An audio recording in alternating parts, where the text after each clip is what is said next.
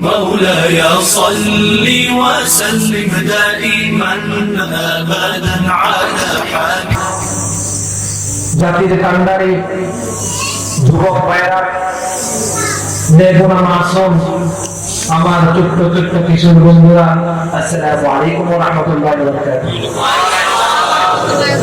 আপনারা সবাই কেমন আছেন? আছেন নাই? আজকে সকল বান্দা এই সকল ত্রাস ভয় আশঙ্কা সবকিছুকে উপেক্ষা করে আমরা আজকে নুরানি মাহফিলে সরাসরি আমার নূরে নবীর মদিনায়ে তৈয়বা থেকে নূরে মুজাসসামের মদিনায়ে তৈয়বা থেকে ফয়েজ হাসিল আজকে আমাদের তৌফিক হয়েছেন। চিৎকার দিয়ে আলহামদুলিল্লাহ। বর্তমান সমাজ অবপতনের মূলে আমাদের যুব সমাজ যদি ঠিক হয়ে যায়, আমার নবীর চরিত্রের সাথে তাদের চরিত্র যদি মিলাতে পারে, এই পৃথিবী হবে আবার সোনার পৃথিবী, ঠিক কিনা? আজকে যুবকরা যদি ভালো হয়ে যায়, আগামীকাল সকালের সূর্যোদয় হবে সোনার সূর্যোদয়। এই দেশ হবে শান্তির দেশ। এই দেশে থাকবে না মারামারি, হানাহানি, হিংসা, বিদ্বেষ থাকবে না। যুবকরা যদি উদ্যোগ নেয়, আজকে আপনারা উদ্যোগ নিয়েছেন, আজকে সুন্দর নুরানি মাহফিল হচ্ছে না? হচ্ছে কি হচ্ছে না? আপনারা উদ্যোগ না নিলে কি হতো? আপনারা কাজ করবেন, আমার মুরব্বীরা আপনাদের জন্য দোয়া করবে। চিৎকার দিয়ে বলুন সুবহানাল্লাহ।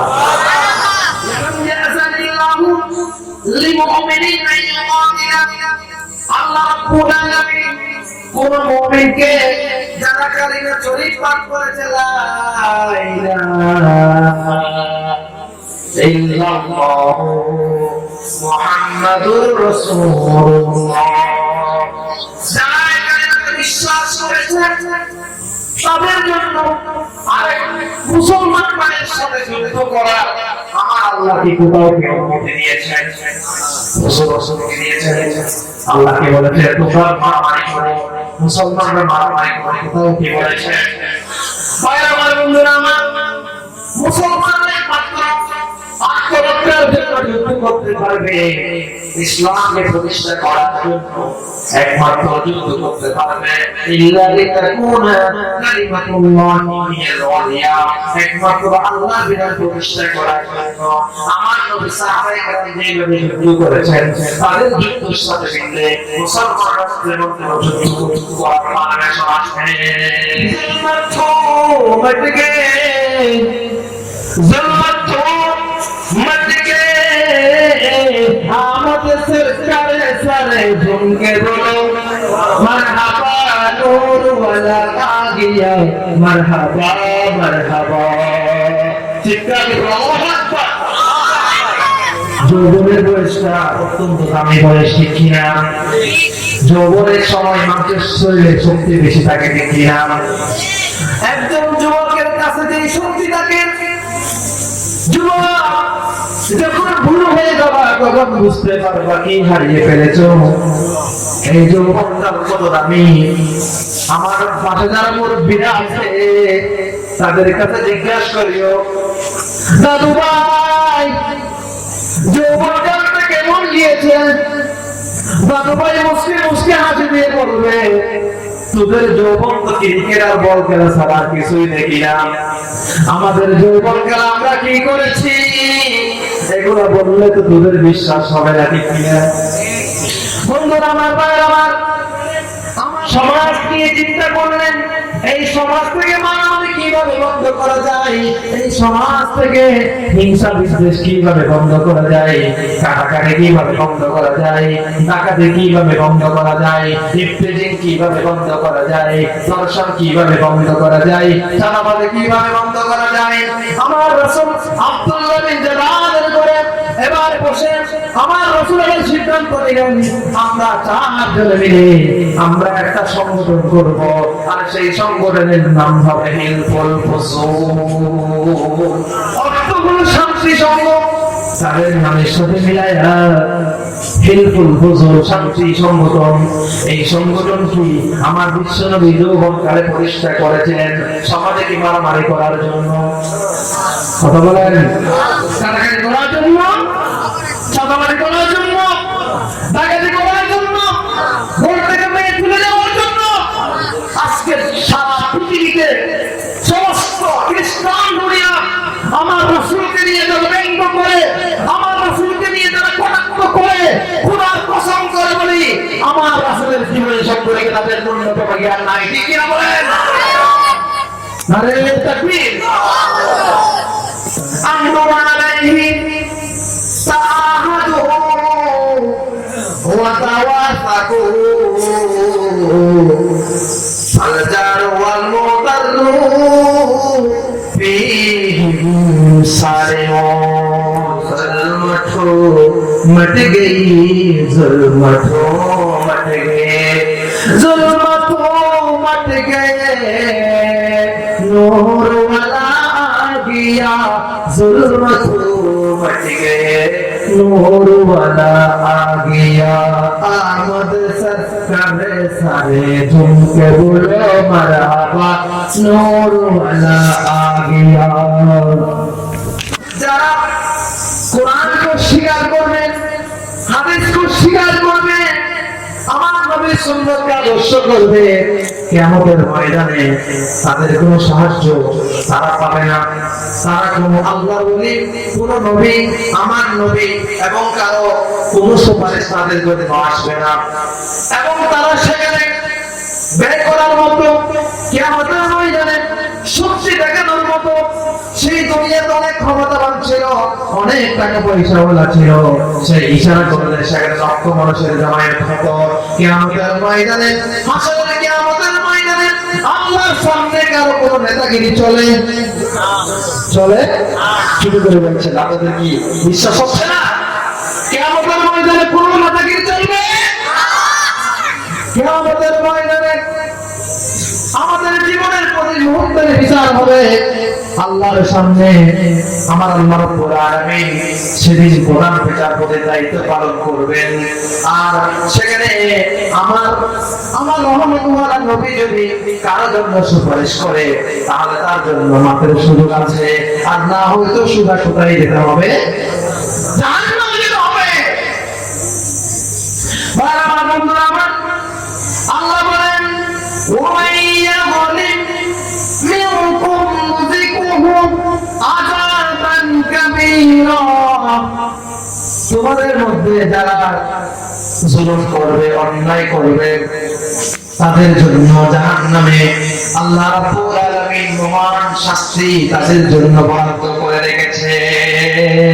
নাউযুবিল্লাহ, চিৎকার করে বলো না। সূরা 8 নম্বর আয়াতে বলতেছে والظالمون ما لهم من ولي ولا نصير। والظالمون যারা জালিম, যারা অত্যাচারী, অন্যায়ভাবে মানুষের উপর আক্রমণ করে, অন্যায়ভাবে মানুষের উপর চড়াও হয়, আমার আল্লাহ বলে দিয়েছেন মা লাহুম মিন ওয়ালিয়্যিন, কোন অভিভাবক নাই, ওয়ালা নাসির, তাদের কোনো সাহায্যকারী আছে নাই। আমার রাসূল বলেছেন আল মুসলিমুন মান সালিমান মুসলিমুনা মিন লিসানিহি ওয়া ইয়াদিহি, সত্যিকারের মুমিন মুসলিম যারা, যার হাত থেকে, যার মুখ থেকে অপর মুসলমান নিরাপদ থাকে, যার হাত থেকে, যার মুখ থেকে অপর মুসলমান নিরাপদ থাকে, সেই হচ্ছে খাঁটি মুসলমান। কারণ ভাই আমার, আমি যে মানুষটাকে কষ্ট দিচ্ছি, যে মানুষটাকে আমি কষ্ট দিচ্ছি হাত দিয়ে, মুখ দিয়ে, সে তো আমার নবীর উম্মত, ঠিক কিনা? আমার নবীর উম্মতকে কষ্ট দিয়ে আমার রাসূল বলেন তুমি কখনো মুসলিম হতে পারবে না। আল মুসলিমু মান সালিমাল মুসলিমুনা মিন লিসানিহি ওয়া ইয়াদিহি। আমার রাসূল বলেন কুল্লুল মুসলিম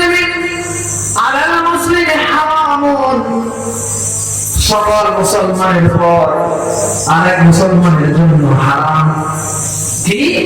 দামহু, এক নম্বর হলো রক্তপাত। কি? রক্তপাত করা, মানুষের অন্যায়ভাবে রক্ত বের করা, মারা, আঘাত করা। দুই নম্বর সম্পদের নিরাপত্তা, কারণ সম্পদ অন্যায়ভাবে হাত দেওয়া মুসলমানের জন্য হারাম। তিন নম্বর হলো ওয়াদুহু, মানুষের সম্মান, এই মানুষের সম্মানে আঘাত দেওয়া এক মুসলমানের জন্য আরেক মুসলমানের উপর কি হারাম। ভাই আমার, বন্ধুরা আমার নবীজি নূরুল মুজাসসাম হায়াতুন নবী রাহমাতুল্লাহ আলামিহি, আমার নবীর শেষ জীবনের শেষ ভাষণে হাজ্জাতুল বিদায় হচ্ছে শেষ ভাষণ, গুরুত্বপূর্ণ ভাষণ। আমার নবীর জীবনের সমস্ত অভিজ্ঞতা আল্লাহ কোরআন ও হাদিসের সর্বনির্যাসে বক্তব্য দিয়েছিলেন বিদায় হজে। আমার রাসূল ওই বিদায় ভাষণে বলেছিলেন, কি বলেছিলেন? ইন্না দিমাকুম, নিশ্চয় তোমাদের রক্ত, ও আমওয়ালাকুম, তোমাদের সম্পদ, ও আরাদাকুম, তোমাদের ইজ্জত, তোমাদের সম্মান, আলাইকুম, তোমাদের উপর, হারামুন, সম্মানী। কি সম্মানী? কেমন? কাহুরমাতি ইয়াউমিকুম হাযা, আমার নবীজির বিদায় ভাষণের যে দিনটি ছিল, ওই দিনটি কি দিন ছিল? আরফার ময়দান। সুবহানাল্লাহ বলেন। ওই দিনটি কি ছিল? আরফার দিন 9 তারিখ। ওই দিনটি দামি নাকি অদামি? কেমন দামি? ওই দিনটা হলো সকল দিনের সবচেয়ে দামি দিন। আরফার দিন 9 তারিখ হাজিরা যেদিন আরফাতে অবস্থান করে, ওই দিন আবার সেই দিনটি ছিল শুক্রবার। সেদিন কি ছিল? শুক্রবার। আরফার ময়দান শুক্রবার হলে ওই হজকে হজ্জুল আকবার বলে। আমার রাসূল বিদায় হজের ভাষণে এই জিলহজ মাসের 9 তারিখ ছিল, আবার সেদিন ছিল আরফার ময়দান। কিসের ময়দান? আরফার ময়দান ছিল। আমার রাসূল বলেন, আজকের দিন যেমন সম্মানী, আমার উম্মতের তাদের রক্ত, তাদের সম্পদ, তাদের ইজ্জত আজকের দিনের মতো সম্মানী। আজকের দিন যেমন সম্মানী, আমার উম্মতের রক্ত, তাদের জান, তাদের মাল, তাদের সম্মান আজকের দিনের মতো সম্মানী। চিৎকার দিয়ে বলুন সুবহানাল্লাহ। আমার রাসূল মানুষের রক্তকে, মানুষের জানকে, মানুষের টাকা পয়সাকে, মানুষের জায়গা জমিনকে, মানুষের ইজ্জতকে আমার নবী তুলনা করেছেন। আরফার দিনের সাথে শুরু হয়। আমার রাসূল বলেন, ফি শারিকুম হাযা, আজকের মাস যেমন সম্মানী, আজকের মাস যেমন সম্মানী, মুসলমানের মান ইজ্জত, তাদের রক্ত, তাদের জান আজকের মাসের মতো সম্মানী। আমার রাসূল বলেন, শুধু আজকের মাসের মধ্যে নয়, ফি বালাদিকুম হাযা, এই মক্কা শরীফ পৃথিবীর সবচেয়ে দামি জায়গা, ঠিক না? এই মক্কা শরীফ আমার নবীর জন্মভূমি, খানায়ে কাবা প্রথম ঘর, পৃথিবীর প্রথম স্থান, আল্লাহ রাব্বুল আলামিন প্রথম জায়গা মক্কা শরীফকে বানিয়েছেন উম্মুল কুরা, সকল গ্রামের মা। ওয়ালিতুনজিরা উম্মাল কুরা ওয়া মান হাওলাহা, আমার আল্লাহ কোরআনে বলেছেন, ইন্না আউওয়ালা বাইতিন উযিআ লিন-নাসি লাল্লাযী বিবাক্কাতা মুবারাকান ওয়া হুদাল লিল-আলামিন। চিৎকার দিয়ে আল্লাহু আকবার। আমার রাসূল বলেছেন, উম্মতরা শুনে গো, মক্কা শরীফ যেমন দামি, আমি মক্কার সাথে তুলনা করতেছি আমার উম্মতের জানকে, এই মক্কার সাথে আমি তুলনা করতেছি আমি নবী। আমার মক্কা যেমন সম্মানী, আমার উম্মতের তাদের জানমাল, তাদের সম্পদ, মান, ইজ্জত সেরকম সম্মানী। সুবহানাল্লাহ বলেন না? ইত্তাকি দাওয়াতাল মাজলুম,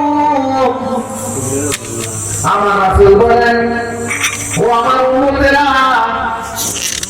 আমি তোমাদেরকে সতর্ক করতেছি, মজলুমের বদদুয়া থেকে বেঁচে থাকবা, কার থেকে বেঁচে থাকবে? মজলুমের বদদোয়া থেকে বেঁচে থাকবা। ইত্তাকি দাওয়াতুল মাজলুম, মজলুমের বদদোয়ার কাছেও যাবে না। কোন মানুষকে জুলুম করে মজলুম বানাইবা না। কেন? আমার রাসূল বলেন, ওয়া ইন কানা কাফিরান, মজলুম সে যদি কাফের হয়, ওয়া ইন কানা কাফিরান, মজলুম সে যদি কাফের হয়, আমার রাসূল বলেন, ফাইন্নাহা লাইসা বাইনাহা ওয়া বাইনাল্লাহি হিজাব। মজলুমের বদদুয়া আর আল্লাহর শাসিমের মাঝে কোনো পর্দা থাকে না। মজলুম যদি চোখের পানি ফেলে বদদুয়া করে দেয়, মজলুমের চোখের পানি আমার আল্লাহর দরবারে এমন দ্রুত ছুটে যায় তীরের মতো, সেখানে মাঝখানে কেউ বাধা দিতে পারে না। মজলুমের বদদুয়া, মজলুমের চোখের পানি আমার আল্লাহর দরবারে সেকেন্ডের ভিতরে চলে যায়। আমার আল্লাহ মজলুমের বদদুয়া কবুল করে ফেলে। অন্যায়ভাবে কারো গায়ে হাত উঠাবো না। এই হাত আল্লাহ দিয়েছে, এই হাত কত দামি। একটা হাত যদি আল্লাহ আমাকে না দিতেন, আমাকে সমাজের ভিতরে আমাকে সবাই কি ভেঙে না, আমাদের সমাজে সবাইকে কেড়ে মারত না। আল্লাহ যদি আমার একটা পাও না দিত, আমি যে মানুষকে লাঠি মারি, আমার একটা পাও যদি না আল্লাহ আমাকে না দিত, আমাকে সমাজে সবাই লেঙ্গাইয়া লেঙ্গাইয়া বলতো। ঠিক না? আল্লাহকে হাত দিয়েছে কত বড় নিয়ামত, আল্লাহকে পা দিয়েছে কত বড় নিয়ামত। এক ফোঁটা রক্তের তৈরি হয়, যারা স্কুলে ছাত্ররা আছে তোমরা জানো, বিজ্ঞানে তোমরা পড়েছো, এক ফোঁটা রক্ত তৈরি হয় কতগুলো ভিটামিন থেকে। আমরা সারাদিন যা খাই সব খাবার থেকে অনেক কষ্ট করে একটা ফোঁটা রক্ত আমার শরীরে আসে। এই শরীরের প্রতিটি রক্তের ফোঁটার দাম কম না বেশি? একটা রক্তের ফোঁটার কত দাম?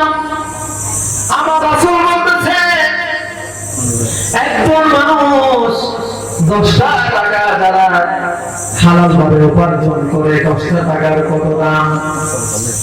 মায়েরা মাতারা রিক্সা চালায় 10টা টাকার জন্য, তারা নিজের শরীরে রক্তকে পানি করতে হয়, ঠিক কিনা? 10টা টাকার জন্য একজন মুরব্বী কতদিন ধরে জমিয়ে চাষ করে, চাষ করার পর সেখানে কিছু শাক হয়, আর সেখান থেকে শাকের বোঝা করে বাজারের মধ্যে নিয়ে যায়। ওই শাকের বোঝার দাম 10 টাকা। 10টা টাকার জন্য সে কত পরিশ্রম করে, অনেক পরিশ্রমের পরে 10টা টাকা সে উপার্জন করে। এই 10টা টাকার ভিতরে সে গাম দিয়েছে, শ্রম দিয়েছে, সময় দিয়েছে, টাকা দিয়েছে। আমার রাসূল বলেন, আমার উম্মতের হালাল টাকার অনেক দাম। আমার উম্মতের 1 টাকা হালাল টাকা হলেও ওই টাকার সাথে হারাম 2 টাকার কোনো মূল্য হবে না। আমার উম্মতের হালাল 1টা টাকার অনেক দাম। তোমরা অন্যায় ভাবে আমার উম্মতের 1টা টাকা তোমরা অন্যায় ভাবে চাঁদাবাজি করে খাওয়াও। আমার রাসূল বলেন, আমার উম্মতের হালাল টাকার দাম অনেক বেশি, আমার উম্মতের 1 ফোঁটা রক্তের দাম অনেক বেশি। আমার উম্মত ইজ্জত সম্মান অর্জন করার জন্য সারা জীবন সাধনা করে, কষ্ট করে, মানুষের সেবা করে, সারাদিন লেখাপড়া করে, বুড়া মানুষ দেখলে তাদেরকে সালাম দেয়, তাদেরকে সাহায্য করে, মা বাবাকে কাপড় চোপড় ধুয়ে দেয়, সারাদিন পরিশ্রম করে মা বাবা থেকে দোয়া নেয়, সমাজের মুরব্বীদের কাছ থেকে দোয়া নেয়, বড় ভাইয়ের কাছ থেকে দোয়া নেয়, সারা জীবন পরিশ্রম করে সম্মানটা অর্জন করে। এই সম্মান অর্জন করা সহজ না, নাকি কঠিন? কঠিন না সহজ? একজন মানুষ সমাজে সম্মানী হওয়ার জন্য সারা জীবন পরিশ্রম করতে হয়। সারা জীবন পরিশ্রম করলে মানুষ সবাইকে নেতা বলে, ঠিক কিনা? ভাইয়া বলে, ঠিক কিনা? মানুষ তাকে শ্রদ্ধা করে কি একদিনে? অনেক কষ্টের পরে, অনেক কষ্টের পরে মানুষ সম্মান অর্জন করে। আমি যদি একজন সম্মানী মানুষকে অসম্মানী করি, আমার নবীর উম্মতের একজন সম্মানী মানুষের সম্মান দিলে আমার আঘাত দেয়। আমার রাসূল বলেছেন তুমি আমার মক্কা শরীফকে ভেঙে দিয়েছো। মানুষের সম্মানের তো দাম দিয়েছে। ভাই আমার বন্ধুরা আমার, আমরা শুনে আমরা মানুষের কাছ থেকে মুখ থেকে শুনে আমরা মানুষের সম্মান আঘাত দিয়ে ফেলি। আমার রাসূল বলেন সবচেয়ে বড় মৃত্যুকে যে মানুষের কথা শুনে শুনে সেই মানুষের কথার সাথে নাচতে থাকে, সেই বড় মৃত্যু। সে বড় কি মৃত্যু। ভাই আমার মনে রাখতে হবে মানুষের সম্মান আঘাত করা মানে মক্কা শরীফ ভেঙে দেওয়া। মানুষের সম্মান আঘাত দেওয়া যাবে না। একজন ভালো মানুষকে আপনি কখনো বাকবার বলতে পারেন না। একজন ভালো মানুষকে আপনি কখনো চোর বলতে পারেন না। একজন ভালো মানুষকে আপনি কখনো কটাক্ষ করে কথা বলতে পারেন না। কাল হাসরের কিয়ামতের ময়দানে আমার আল্লাহর রাসূলের সামনে জবাবদিহি করতে হবে। তুমি আমার উম্মত সেই গুনাহগার হতে পারে, সেই ডাকাতি করলে তো তাকে তুমি ডাকাতি কেন বলে তাকে কষ্ট দিয়েছো। আল্লাহ চাইলে তো তার মতো ডাকাত তোমাকেও বানাতে পারতেন, ঠিক কিনা বলেন? পারতি না? আমার আল্লাহ চাইলে মানুষকে কি না বানাইতে পারেন। আজকে আল্লাহ আপনাকে সম্মান দিয়েছেন বলে আপনি আলোচনাকে খাটো করছেন। আপনি কি ভেবেছেন এই সম্মান কত দাম? একজন মুমিনের সম্মানের কত দাম? আপনার সমাজে একজন হিন্দু থাকে, আপনি কি হিন্দুর উপর আক্রমণ করতে পারবেন? আপনি কি তার ছবি দখল করতে পারবেন অনলাইন ভাবে? ভাই আমার রাসূল বলতেছেন মানুষের হায়াতের দাম, মানুষের রক্তের দাম, মানুষের জীবনের দাম, মানুষের সম্মানের দাম আমার মক্কার চেয়ে বেশি। সুতরাং মানুষের সম্মান আঘাত দিবা না। মানুষের